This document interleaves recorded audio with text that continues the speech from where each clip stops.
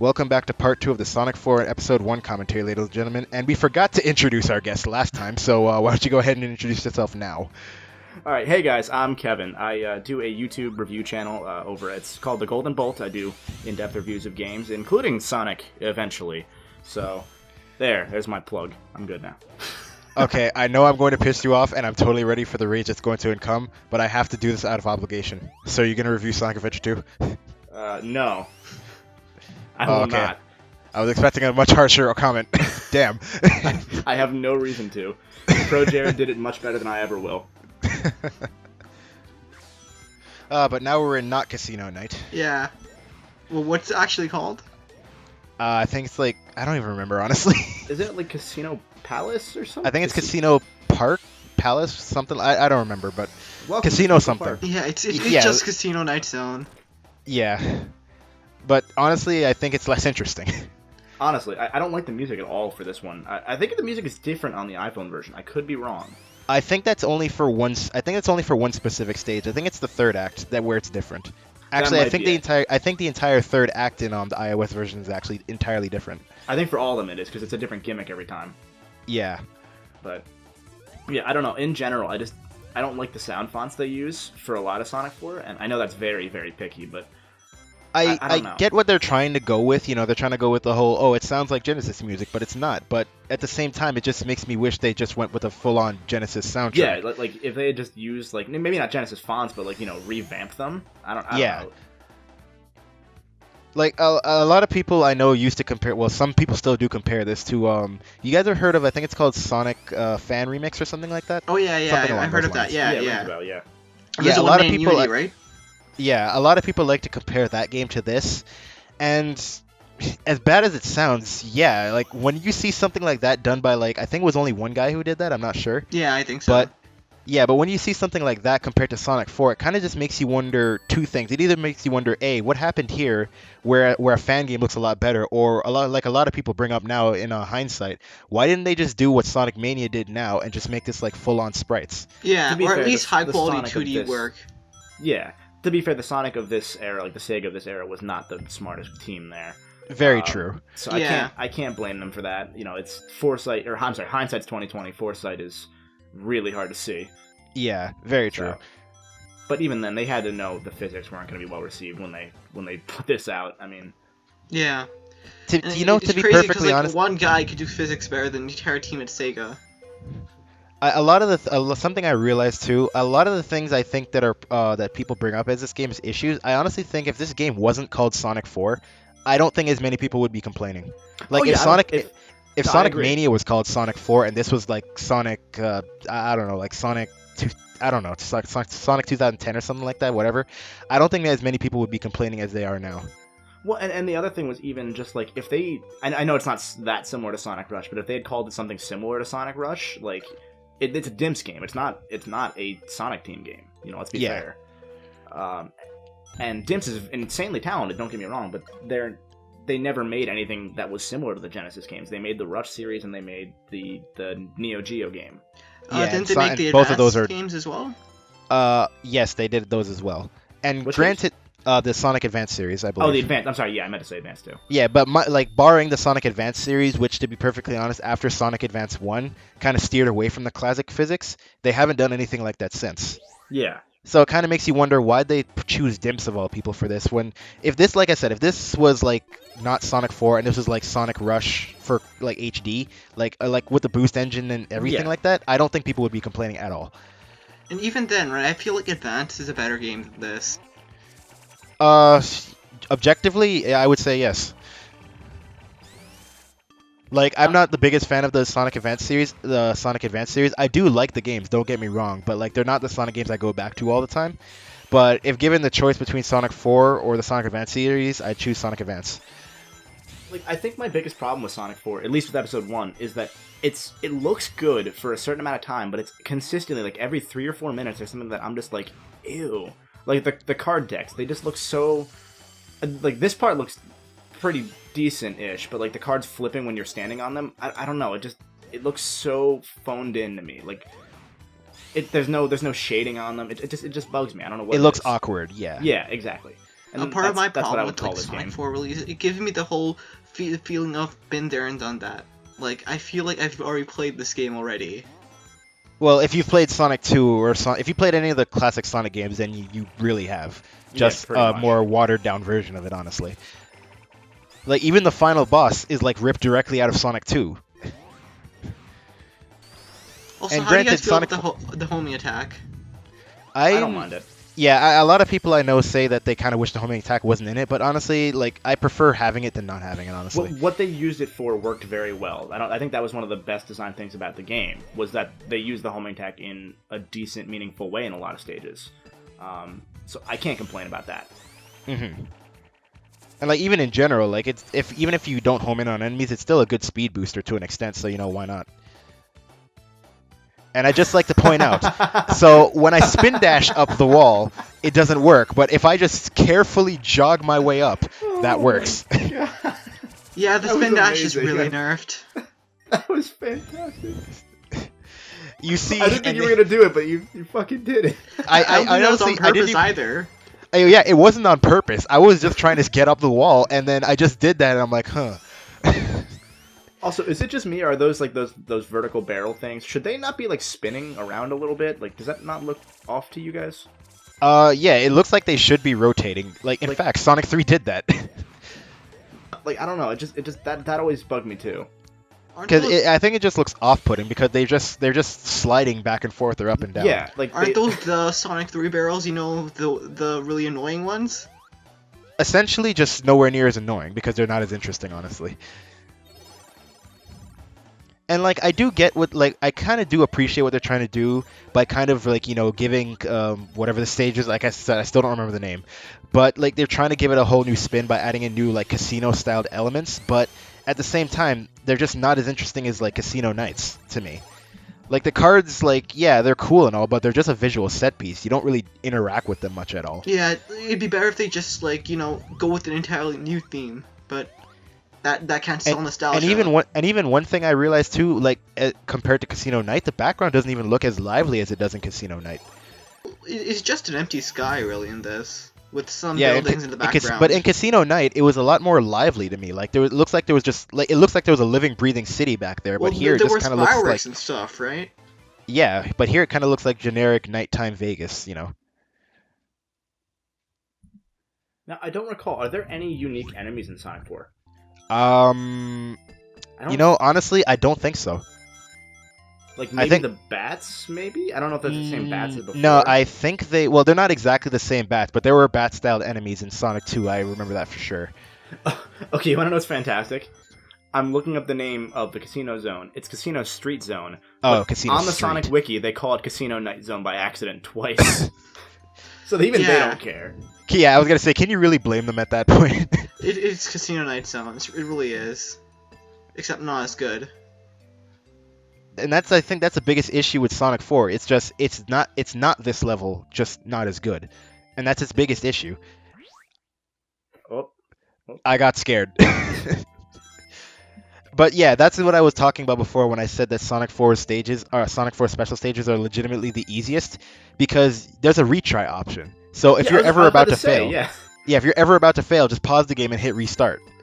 Now that I saw that again, I was thinking, yeah, I did that on the friggin' phone version. Like if that wasn't there, and this also carries over to Sonic 4 Episode 2 as well. But in fact, I kind of think they made those even easier, to be perfectly honest. Because they're the half pipe, but they give you so many chances to get rings that it's almost impossible to fail. Yeah. And another thing, though, that kind of gripes me about these special stages in comparison to Sonic 1's is that I really don't like that there's a time limit. I really don't.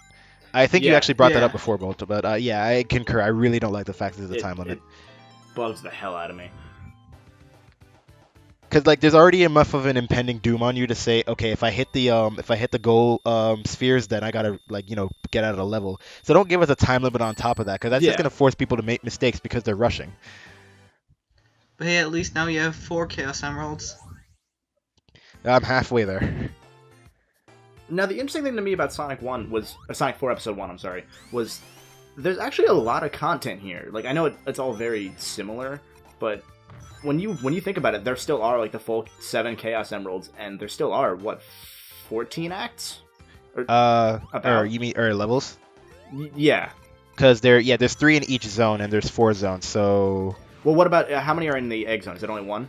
actually, I think it's 2. I think it's 2. Okay, Like so one then- boss rush and then the final boss. So yeah, 14.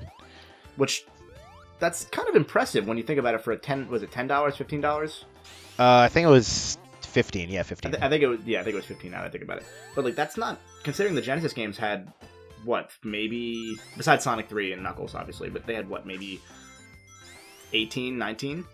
Sonic 1. Let's see how many. I'm trying to remember how many acts that had. I think it had 5, 6. And there were 3 zones per act, 3 acts per zone. So yes, at least like 18, 19 around that. Which and those were at least $60 games. I mean, this is also talking about Genesis games, which were, as far as I know, the same as NES games and even PS1 games for a while, where they were a little more expensive. Yeah. So like that, I can't knock them for content. It's just that the content's all samey. Yeah, I think that's when a lot of people bring up that Sonic 4 Episode 2 didn't feel long enough. I think it's just more due to the fact that a lot of the stages feel so similar that you feel like you're just traversing the same stage. Yeah. And like I honestly would have preferred like less stages but make them better. Well, yeah, of course.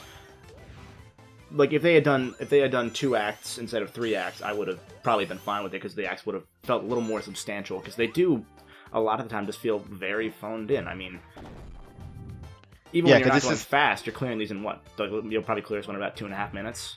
2.5, like 4 max if you're fooling around. Yeah. I know one of these on the phone version was also terrible, because I'm pretty sure you couldn't turn unless you used gyro again. So you couldn't turn these stupid cannons. And, oh, God. Just flashbacks, man. There are times when gyro controls work, and then there are times when they really don't work. Yeah. Yeah, times when they work. Splatoon. Times when they don't work. Anything else? Well, I think Splatoon's gyro, believe it or not. Really? Well, see, I'm more of a classic like console shooter person, so I just they felt accurate, but they never felt right to use. Okay, that's fair enough, because like I used to think the same way when I first got the game, but then at that point I started getting into more PC shooters as well. Okay. And I got used to the higher precision. So then I'm like, okay, let me test out the gyro controls and see how they work. And then once I tested them out, I never went back. I can't use like dual analogs to like aim or anything, so yeah, it's like I know we're getting on a bit of a tangent here, but like recently I was playing have you guys heard of Halo Online? Yeah. Yeah, I think you mentioned that before, yeah. Yeah, so I was playing a bit of that like a few days ago, and then my friend wanted me to jump back on Halo 5 on the Xbox One, and I could immediately tell that my aim was off because I was missing shots that I know I wouldn't have missed if I had a PC and mouse like a keyboard and mouse setup. Well, like when you play with something with that much precision, right? It's gonna feel bad to go back. God. Believe me, I was taking forever to get that done. Wait, what time was it when you started it was that? like 2.5. It was a full minute. Yeah, it took a full minute to get there. Believe me, like the bumpers were just not cooperating with me. That part I remember hating, because those bumpers, like, I hate when they make you rely on bumpers for platforming bits. I think this is one of those same parts here. I could be wrong. Yes, it is, because I remember this on the phone. Yeah, because if you mess up, your bumpers are the only way to to avoid dropping all the way back down. The bumpers feel weird in this game. Like in Sonic 2 and 3, right? Ooh. They were just like they were more like strict, weren't they? Like I'm trying. Strict is a like weird word to use for it. More strict? I'd say they might be less strict even. No, yeah, I think they're actually. They were like they felt more rigid in Sonic Adventure 2. In Sonic 2. I actually think the opposite. I think they were more bouncy in that version versus this. And I think they were less precise in that you could bounce on the corner and not get destroyed all the way back to the bottom as easily. Yeah. I could be wrong about that, though. That's what I remember. Maybe it's just me. But this is definitely one section where the homing attack comes in real handy, because if you manage to avoid the bumpers and you need to get back to a cannon, thankfully you can homing attack back directly into the cannon and get a second shot. Yeah. I wish they would have just let you homing attack, and if you homing attacked onto the bumpers, they would have just given you, like, bounced you up like you were going straight. I know it wouldn't make sense from physics, but... Yeah, but it's a video game. Physics never made sense, especially Sonic Force. Yeah, exactly. Now, this is the part I'm actually rather scared of. There's a bottomless pit here, isn't there? Yes, there is. But thankfully, I didn't land in it. Good save. I didn't even know that extra life was there. I don't know why I'm avoiding that checkpoint. You want to go hard or go home? Yeah, I That's guess. the correct way. This is a speed run. Oh no. Okay, no. Here's the bottomless pit.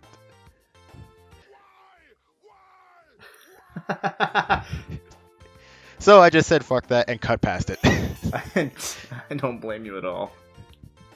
We've already seen everything that the area has to offer anyway. So I want to note that despite you dying, you had 138 rings still. That was Yes. the end of the level. And you have 39 one-ups. 40 now. Oh my god. This game is piss easy with one. Yeah, they do not make it easy for you to game over.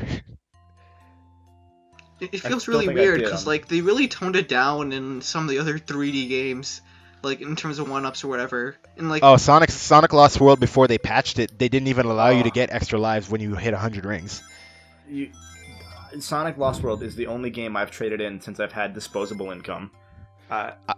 I still have followed the rule of I don't want to trade in my games because there's always going to be a point in my life where I say, you know what, I might need this for another reason.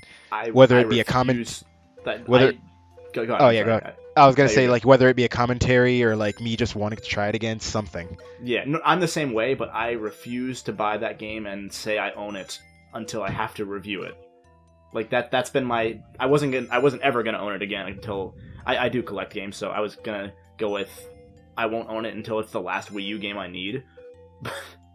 But now I'm sure I'll end up having to review it before I own all the Wii U games because I own 20 Wii U games, which is more than I expected they had. I can imagine the requests are just gonna pile up after this video.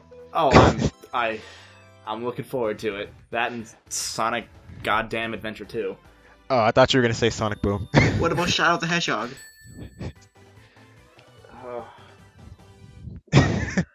That's the appropriate response. That's the appropriate response. You can just leave it there. Just Yeah, that's the right that's the response. that's the I right haven't even response. played Sonic. I'm sorry, Shadow.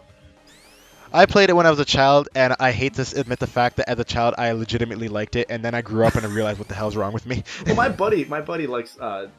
He said the same thing. He's like, yeah, I always thought Shadow wasn't that bad, and I was like, yeah, go ahead and play it again. Like, tell me that after you play it again. Yeah, exactly. And then because here's the thing, like it's a funny story because me and my older brother would always rent that game from Blockbuster because I always told him I always want to play this game. So we'd rent it, and then like in typical Blockbuster fashion, we don't return it when they call for it. But I rented it a lot. And then I kept playing it, and I'm like, yeah, this game's really fun. And then when I eventually had to give it back to Blockbuster and I grew up, I look back on it, and I'm like, why the hell did I like that game? You know, I have an interesting story with Shadow. When I was a kid, right, I asked my dad to get it for me, and then my dad really saved me here because he didn't get it for me. He's like, no, I want to get this for you. So, like, because when I eventually got older, I'm like, shit, yeah, thanks, Dad. You saved me from that shit. He knew good games. It was giving him bad readings. It was always interesting to me that Sonic 4 on the bottom it says play next act. That always interested me. I don't know why.